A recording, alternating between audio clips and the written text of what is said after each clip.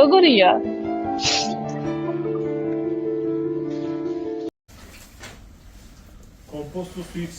არაერთხელ უკვე და კიდე ერთხელ ვიტყვი მისი ჰონორარი არ აიღო, რაც ეკუთვნოდა, მხოლოდ მოგვიწია კლინიკის თანხის გადახდა და პროტეზების რა თქმა უნდა და თავისი ღირებულება 7 საათის განმავლობაში მიდიოდა ოპერაცია და ერთი თეთრიც არ აუღია ამ ადამიანს და დიდი მადლობა მთელი ქართველი ერის სახელით ამ პიროვნებას მინდა გადაუხადო.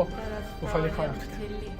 ეგ თავისთავად და რა ვიცი ისე გულიანად ქონდა ნამუშევარი რომ რეანიმაციაში გადაყვანაც არ დაგჭირდა ისე ანესთეზიოლოგიც ისეთი ყავდა ჩერჩეული მთელი გუნდი ისეთი იყო რომ პირდაპირ პალატაში ამოვიყვანეთ და დღეს საღამოს უკვე კი ხედავდით მარიამი როგორ იყო უღრმესი მადლობა კიდე ერთხელ